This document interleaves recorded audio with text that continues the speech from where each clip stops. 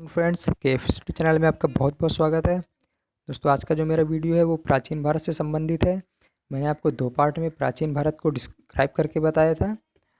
तो अभी समय आ गया है कि प्राचीन भारत से जुड़े सवालों को हम ऑब्जेक्टिव टाइप में देखते हैं। दोस्तों, मैं आपको ये बताना चाहता हूँ कि जो मेरा चैनल है इस UPTET CTET and DElEd base पे अगर आप भविष्य में भावी अध्यापक बनना चाहते हैं तो प्लीज़ मेरे चैनल को सब्सक्राइब करें। मैं आपके लिए डेली वीडियो प्रोवाइड कराता हूँ और डेली नए नए कंटेंट लाता हूँ। तो बहुत अच्छे अच्छे कंटेंट लाता हूँ। आप इस चैनल को सब्सक्राइब करें। अगर आपको वीडियो पसंद आएगा दोस्तों लाइक करना। आपका टाइम बहुत ही बहुमूल्य है, मैं आपके समय को नष्ट नहीं करूँगा। सीधा चलता हूँ अपने सवालों की तरफ। तो आज का मेरा पहला सवाल है, सबसे प्राचीन वेद कौन सा है? यजुर्वेद, सामवेद, ऋग्वेद या अथर्ववेद? बताइए सबसे प्राचीन वेद कौन सा है? सब बहुत ही आसान सा क्वेश्चन है, तो सी इसका राइट आंसर हो जाएगा। ऋग्वेद सबसे प्राचीन वेद है। दोस्तों, हमारा दूसरा सवाल है, सबसे नवीनतम वेद कौन सा है? ऋग्वेद, यजुर्वेद, सामवेद या अथर्ववेद? तो सबसे नवीनतम वेद कौन सा है? मैंने आपको बताया था। तो बताइए सबसे नवीनतम वेद है डी, अथर्ववेद। सबसे पहला ऋग्वेद, दूसरा था यजुर्वेद, तीसरा सामवेद और चौथा है अथर्ववेद। मैंने वेदों के बारे में डिस्क्राइब करके बताया था, आप मेरी पिछली वीडियो में जाके देख सकते हैं। वहाँ पे मैंने पूरा प्राचीन भारत को दो पार्ट में मैंने डिवाइड करके बताया था। आज उन्हीं का ऑब्जेक्टिव करा रहा हूँ। चलते हैं दोस्तों आगे। हमारा तीसरा सवाल है, ऋग्वेद के किस मंडल के अनुसार मानव जाति के 4 वर्ण होते हैं? आपको मैंने बताया था कि ऋग्वेद में 10 मंडल होते हैं। तो 10 मंडल में किस मंडल में ये बताया गया था कि मानव जाति के 4 वर्ण होते हैं? तो बताइए इसका आंसर क्या होगा? तो इसका आंसर हो जाएगा दोस्तों डी। 10वें मंडल में बताया था कि मानव जाति के 4 वर्ण होते हैं। और ये वर्ण कौन कौन से हैं? ब्राह्मण, क्षत्रिय, वैश्य और शूद्र। दोस्तों चलते हैं हम आगे। आज का हमारा सवाल है, वेदांग कितने हैं? 5, 6, 4 या 7? तो बताइए वेदांग कितने हैं? तो दोस्तों वेदांग होते हैं 6। कौन कौन से हैं? शिक्षा, कल्प, व्याकरण, ज्योतिष, निरुक्त और छंद। ये 6 वेदांग हैं। चलते हैं दोस्तों आगे। हमारा आज का पांचवा सवाल है, पुराण कितने हैं? 12, 16, 17 या 18? आसान सा क्वेश्चन है, काफ़ी बार पूछा गया है। पुराण कितने हैं दोस्तों? तो 18 पुराण है। पुराण से ही संबंधित एक अगला सवाल है हमारा, सबसे प्राचीन पुराण कौन सा है? मत्स्य पुराण, विष्णु पुराण, वायु पुराण या इनमें से कोई नहीं? तो सबसे प्राचीन पुराण दोस्तों वो ए, मत्स्य पुराण सबसे प्राचीन पुराण है। दोस्तों चलते हैं आगे। अगर आपको वीडियो पसंद आ रहा होगा तो इसे लाइक करना और मेरे चैनल को सब्सक्राइब करना। दोस्तों हमारा सातवां सवाल है, उपनिषद कितने हैं? 105, 108, 109 या 103? तो बताइए उपनिषद कितने हैं? 20 का राइट आंसर हो जाएगा। 108 उपनिषद हैं। और एक उपनिषद है मुंडक उपनिषद, जिससे हमारा राष्ट्रीय वाक् सत्यमेव जयते है, वो मुंडक उपनिषद से ही लिया गया है। बहुत बार ये सवाल पूछा जाता है कि हमारा राष्ट्रीय वाक् सत्यमेव जयते किस उपनिषद से लिया गया है? तो इसका आंसर हो जाएगा मुंडक उपनिषद। टोटल उपनिषद कितने हैं? 108। चलते हैं दोस्तों आगे। रामायण के रचयिता कौन है? कबीरदास, गुरु नानक, वेद व्यास या महर्षि वाल्मीकि? तो बताइए इसका आंसर क्या होगा? तो रामायण के रचयिता हैं दोस्तों, आपको पता होगा, महर्षि वाल्मीकि। दोस्तों चलते हैं आगे। आज का हमारा नवा सवाल है, महाभारत की रचना किसने की थी? महाभारत की रचना किसने की थी? वेद व्यास, महर्षि वाल्मीकि, मुनि या चंद्रबरदाई? तो नवा सवाल है, महाभारत की रचना वेद व्यास ने की थी। तो ए इसका राइट आंसर हो जाएगा। दोस्तों चलते हैं 10वें सवाल की तरफ। हमारा 10वां सवाल है, बौद्ध धर्म के संस्थापक कौन थे? महावीर, स्वामी, ऋषभदेव, महात्मा बुद्ध या इनमें से कोई नहीं? तो बताइए इसका आंसर क्या होगा? तो सी इसका राइट आंसर हो जाएगा। बौद्ध धर्म के संस्थापक थे दोस्तों महात्मा बुद्ध। मैंने आपको पिछली वीडियो में बताया था और इन बौद्ध धर्म और जैन धर्म के बारे में मैंने पूरा डिस्क्राइब करके बताया था बहुत ही अच्छे तरीके से। आप पिछली वीडियो मेरे जाके देख सकते हैं। और दोस्तों एक चीज़ मैंने बताया था कि गौतम बुद्ध को क्या कहा जाता है? लाइट ऑफ एशिया कहा जाता है। लाइट ऑफ एशिया कहा जाता है। चलते हैं दोस्तों, आज का हमारा 11वां सवाल है, महात्मा बुद्ध ने अपना प्रथम उपदेश कहाँ दिया था? महात्मा बुद्ध ने अपना प्रथम उपदेश कहाँ दिया था दोस्तों? लुम्बिनी, वैशाली, सारनाथ या बोध गया? तो बताइए इसका आंसर क्या होगा? तो महात्मा बुद्ध ने अपने प्रथम उपदेश दिया था सारनाथ। तो सी इसका राइट आंसर हो जाएगा। दोस्तों चलते हैं हम आगे। आज का हमारा 12वां सवाल है, गौतम बुद्ध के पिता का नाम क्या था? बताइए गौतम बुद्ध के पिता का नाम वर्धमान, शुद्धोधन, नंदिवर्धन या प्रजापति? तो बताइए इसका आंसर क्या होगा? तो 12वें का आंसर होगा दोस्तों बी, शुद्धोधन इनके पिता का नाम था, गौतम बुद्ध के। दोस्तों चलते हैं 13वें सवाल की तरफ। इसमें से 20 से 25% लोग कंफ्यूज हो जाएंगे इस 13वें सवाल में। जैन धर्म के संस्थापक कौन थे? ऋषभदेव, महावीर स्वामी, पार्श्वनाथ या सिद्धार्थ? बताइए जैन धर्म के संस्थापक कौन थे? तो इसका आंसर हो जाएगा ए, ऋषभदेव। ऋषभदेव जैन धर्म के संस्थापक थे। कुछ लोग सोच रहे होंगे कि महावीर स्वामी जैन धर्म के संस्थापक थे, तो मैं आपको ये बताना चाहता हूँ कि जैन धर्म के जो प्रथम तीर्थकर, कौन से प्रथम तीर्थकर, वो कौन थे? ऋषभदेव। और जैन धर्म के संस्थापक भी वही हैं। अब आते हैं महावीर स्वामी के बारे में। तो जैन धर्म के अंतिम तीर्थकर कौन है? अंतिम तीर्थकर हैं दोस्तों महावीर स्वामी। और ये कौन से नंबर के हैं? 24वें तीर्थकर, 24वें एवं अंतिम तीर्थकर हैं कौन? महावीर स्वामी। जबकि प्रथम कौन है? ऋषभदेव। और जैन धर्म के संस्थापक कौन है? ऋषभदेव।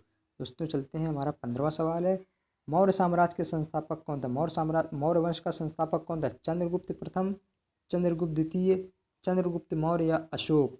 तो बताइए इसका आंसर क्या होगा? मौर्य वंश का संस्थापक दोस्तों था, कौन था बताइए? तो 15 का हो जाएगा सी, चंद्रगुप्त मौर्य। मौर्य वंश का संस्थापक था। मैंने आपको बताया था कि मगध की गद्दी पर कब बैठा था?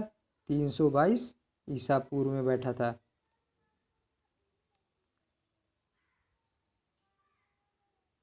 अरे मैंने आपको करा ही दिया ये वाला, तो 322 इसका राइट आंसर हो जाएगा।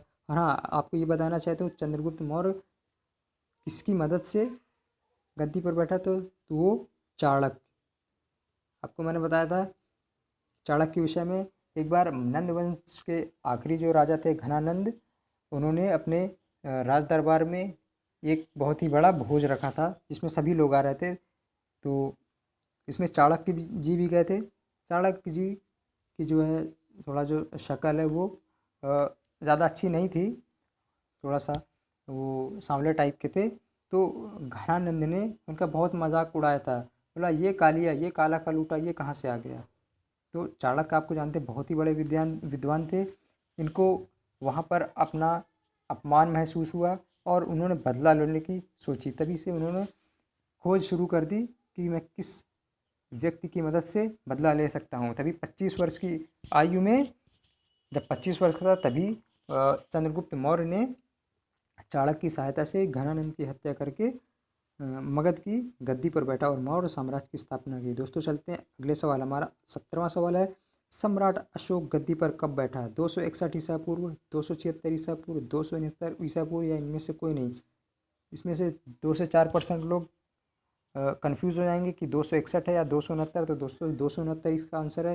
और 261 के बारे में बता सकता हूँ, 261 ईस्वी में अशोक ने कलिंग युद्ध लड़ा था। और ये इसलिए महत्वपूर्ण है क्योंकि ये अशोक का लास्ट युद्ध था। इस युद्ध के बाद उसने युद्ध न करने की ठान ली थी और अस्त्र शस्त्र छोड़ दिए थे। दोस्तों चलते हैं अगले सवाल की तरफ। हमारा 18वां सवाल है, अशोक के कितने अभिलेख हैं? 13, 14, 16 या 18? तो अशोक के कितने अभिलेख हैं दोस्तों? तो बी 14 अभिलेख हैं। चलते हैं दोस्तों आगे। हमारा 19वां सवाल है, गुप्त वंश का संस्थापक कौन था? कुमार गुप्त, स्कंदगुप्त, श्रीगुप्त या चंद्रगुप्त?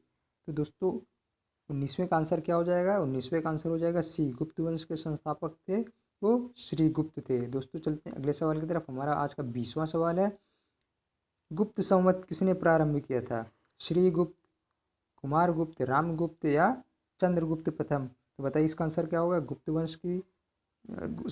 संवत प्रारंभ किया था चंद्रगुप्त प्रथम ने। और आपको मैं बताना चाहूँगा कि 319 ईस्वी में प्रारंभ किया था गुप्त संवत। किसने? चंद्रगुप्त प्रथम ने। चलते हैं दोस्तों आगे। आज का हमारा अगला सवाल है, भारत का नेपोलियन किसे कहा जाता है? रामगुप्त, सिकंदर, स्कंदगुप्त या समुद्रगुप्त? तो भारत का नेपोलियन किसको कहा जाता है दोस्तों? इसका आंसर है डी, समुद्रगुप्त को भारत का नेपोलियन कहा जाता है। वो क्यों कहा जाता है? क्योंकि समुद्रगुप्त ने 9 आर्यावर्त राजाओं को और 12 दक्षिणावर्त राजाओं को हराया था। तभी से समुद्रगुप्त को भारत का नेपोलियन कहा जाता है। अब आपको मैं बताना चाहूँगा ये नेपोलियन कौन है। ये जर्मनी के एक महान शासक थे और बहुत ही कम आयु में इनकी मृत्यु हो गई थी, लेकिन बहुत ही महान शासक थे। 1815 ईस्वी में वाटरलू में नेपोलियन की पराजय हुई थी। उस वक्त शायद इनकी जो उम्र थी वो मात्र 35 साल या 32 साल थी। दोस्तों चलते हैं आगे। किसके शासनकाल में हूणों ने आक्रमण किया था? अशोक, बिंदुसार, स्कंदगुप्त या सिकंदर? बताइए इसका आंसर क्या होगा। तो दोस्तों स्कंदगुप्त के शासनकाल में ही हूणों ने आक्रमण किया था। अब ये हूण कौन है? ये हूण खानाबदोश और बर्बर प्रजाति की थी। इन्होंने भारत पर आक्रमण किया था और स्कंदगुप्त ने इसका सामना भी किया था। दोस्तों चलते हैं आगे। चीनी यात्री फाहयान किसके शासनकाल में आया? मिलियन डॉलर क्वेश्चन है, विभिन्न एग्जामों में बार बार पूछा गया। चीनी यात्री फाहयान किसके शासनकाल में आया है? चंद्रगुप्त प्रथम, चंद्रगुप्त द्वितीय, कुमारगुप्त या स्कंदगुप्त? बताइए इसका आंसर क्या होगा। तो बी इसका राइट आंसर हो जाएगा। चंद्रगुप्त द्वितीय के दरबार में या उसके शासनकाल में चीनी यात्री फाहयान आया। और एक सवाल और आता है कि ह्वेनसांग किसके दरबार में आया था? तो ह्वेनसांग आया था दोस्तों हर्षवर्धन के शासनकाल में आया था। ये दोनों क्वेश्चन मिलियन डॉलर क्वेश्चन है, आप इसको ज़रूर दिमाग में बैठा लीजिएगा। अगर आपको वीडियो पसंद आ रहा हो तो इसे लाइक करना और चैनल को सब्सक्राइब करना। लास्ट में तो बचा ही क्या है, लास्ट में तो घंटी प्रेस करना, तो बेल आइकन भी दबा देना, तो आपको अच्छी अच्छी वीडियो मिलती जाएंगी। चलते हैं दोस्तों, हमारा 24वां सवाल है। नालंदा विश्वविद्यालय की स्थापना किसने की थी? रामगुप्त, श्रीगुप्त, अशोक या कुमारगुप्त? तो दोस्तों नालंदा विश्वविद्यालय की स्थापना की थी डी कुमारगुप्त ने। कुमारगुप्त ने नालंदा विश्वविद्यालय की स्थापना की थी। दोस्तों हमारा आज का लास्ट सवाल है। तराइन का प्रथम युद्ध कब हुआ था? 1190, 1191, 1192 या 1193? तो दोस्तों तराइन का प्रथम युद्ध हुआ था 1191 ईस्वी में। किसके बीच में हुआ था? पृथ्वीराज चौहान और मोहम्मद गौरी के बीच में युद्ध हुआ था, जिसमें कौन जीता था? पृथ्वीराज चौहान जीत गए थे। दोस्तों तराइन का दूसरा युद्ध कब हुआ था? वो हुआ था, तराइन का दूसरा युद्ध हुआ था 1192 में। उस युद्ध में मोहम्मद गौरी ने बदला लिया था और पृथ्वीराज चौहान को हरा दिया था। तो उस युद्ध में 1192 का जो तराइन का दूसरा युद्ध था उसमें मोहम्मद गौरी की विजय हुई थी। दोस्तों हमारे ये प्रश्न है ये ख़त्म होते हैं। मैं उम्मीद करता हूँ कि आपको अच्छे समझ में आ गया होगा। दोस्तों जहाँ भी कमियाँ रह गई हो कमेंट बॉक्स में ज़रूर बताइएगा। जब आप बताएंगे तभी मैं अपने आप को सुधारने की कोशिश करूँगा कि मेरे अंदर कहाँ गलतियाँ रह जा रही हैं। तो आप कमेंट बॉक्स में ज़रूर बताइएगा। मिलते हैं अगली वीडियो में। तब तक के लिए जय हिंद, जय भारत।